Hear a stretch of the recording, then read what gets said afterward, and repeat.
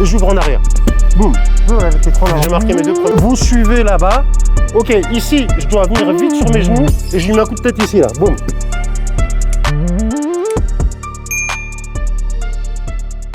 Moi, perso, quand j'ai découvert cette position, c'était un déclic, ça m'a fait... ça m'a pas fait passer un cap parce que j'étais tellement nul que je pouvais que passer un cap.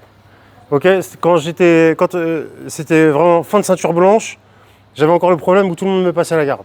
Tout le monde, vraiment, c'était les journées portes ouvertes. Tu veux passer à la garde, tu t'entraînes sur Samir, c'est magnifique. Ok. Et après, en fait, tout le monde sait c'est quoi passer à la garde, c'est-à-dire je suis là, vas-y, il accélère, boum, boum, boum, et je me retrouvais là à chaque fois. Ok. Après, j'ai eu la réflexion de me dire, le mec il passe, il essaie de passer, hop, si j'attrape une jambe, il essaie de passer, j'attrape une jambe et je serre toute ma vie ici pendant 5 minutes. C'est un moyen de défense de garde, ok? Mais pour la première fois, j'ai eu mon premier succès. Premier succès, c'est-à-dire que pendant 5 minutes, le mec il n'a pas passé. Parce que j'ai juste chopé la jambe. Mais après, forcément, il faut être offensif. Okay. Après, j'ai découvert la position en regardant quelques Américains combattre, notamment à l'époque Jeff Glover, qui faisait cette position. Il attrapait la jambe. Ok, donc la position, c'est la deep half guard. Là, on va rentrer en ce qu'on appelle la demi-garde profonde. Okay. Alors, elle va peut-être vous paraître un peu bizarre pour ceux qui n'ont jamais vu la position, mais la position, elle est trop puissante et elle est vraiment sous-cotée. Sous-cotée, c'est-à-dire qu'il y a peu de gens qui la font et ceux qui la font, ils ont un gros succès. Okay. Donc, la deep half guard, c'est quoi? Ça part du principe où j'ai réussi à attraper sa jambe. Là, on est en demi-garde plutôt classique, ok? Mais souvent, ce qui va se passer, c'est que le mec, il met la pression, il sort cette jambe-là pour passer la garde, et la deep half guard, c'est ça. Ok? Alors, tourne vers en arrière. Je me retrouve ici, ok? Et du coup, j'ai passé beaucoup de combats ici. Où le mec, il essaie d'arracher sa jambe, Même, je me rappelle, mon premier prof de JJB, je lui fais une dédicace à Aziz Cherigui, un des pionniers du JJB français. Il a participé au premier championnat du monde en 1996 au Brésil. Et je lui faisais tellement, j'avais la position, mais je bloquais tellement le jeu, il m'a interdit de la faire. Maintenant, il ne me la fait plus. Hein. J'étais là, mais je bloquais. Je ne savais pas quoi faire. Ok? Donc maintenant, on ne peut pas rester là une éternité. Ce qu'on va voir ici, c'est comment lui se positionne. En fonction de lui, comment il se positionne, j'ai 2 renversements ici.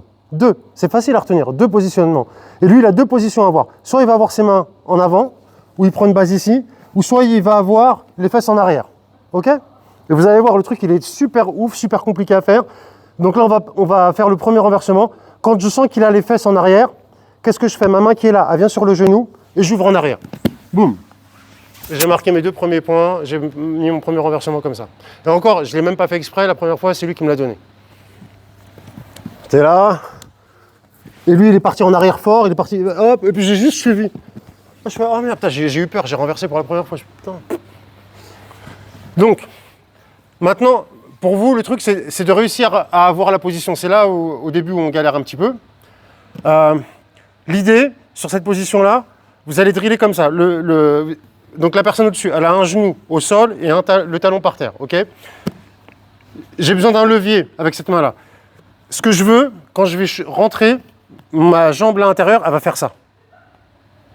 Ok? Parce que moi, ce que je veux, c'est réussir à tendre sa jambe et moi me glisser à l'intérieur ici. Ok? Donc je suis là, ma main elle rentre sous la cuisse, et je dois finir sur le côté. Je ne suis pas plat dos. Vous n'êtes pas plat dos.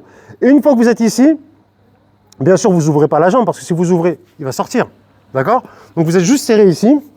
Vous êtes vraiment sur le côté. On regarde tous les deux dans la même direction. Et au moment où je sens que son poids il est en arrière, bon là, je sais qu'il est en arrière, ma main droite, elle vient sur le genou, elle va ouvrir. Donc ça veut dire que je vais aller par là. Une fois que vous ouvrez, votre mission, vous vous en foutez de ce qui se passe dans le monde, vous vous mettez vite sur vos genoux. C'est tout. Et là, vous avez votre renversement. Est-ce que vous avez des questions? Oui. Bien, on est là. Recule un peu, s'il te plaît. Donc, là, sur l'éducatif, ça peut paraître un peu difficile de rentrer comme ça, mais je suis là, j'ouvre. OK. Maintenant, ma main ici, ma main droite, elle vient sur le haut de la cuisse. Ok? L'autre chose, c'est que je veux pas, vous voyez où elle est mon épaule là? C'est pas bon, je veux mon épaule derrière son ischio-jambier. Parce que là, je le porte de trop là. Donc, en jiu-jitsu, je déplace personne. Hein. Je lève personne. Si vous voulez déplacer, vous allez à la muscu, vous déplacez des barres. Mais moi, en jiu-jitsu, même lui qui est léger, c'est trop d'effort pour moi. Donc, je me déplace. Et je place, vous voyez, mon épaule, elle est derrière l'ischio-jambier. Ok? À partir de là, on est là, il va batailler un petit peu. Vous pouvez bouger un petit peu comme ça. Là. Hop. Et quand vous sentez que lui, son poids, il est en arrière, part en arrière un petit peu, là, t'es trop en avant. Vous suivez là-bas. Ok, ici, je dois venir vite sur mes genoux et je lui mets un coup de tête ici, là. Boum. Sur le torse. Comme Zidane en 2006. Boum. Histoire de finir le truc. Ok, on essaye? 1, 2, pousse.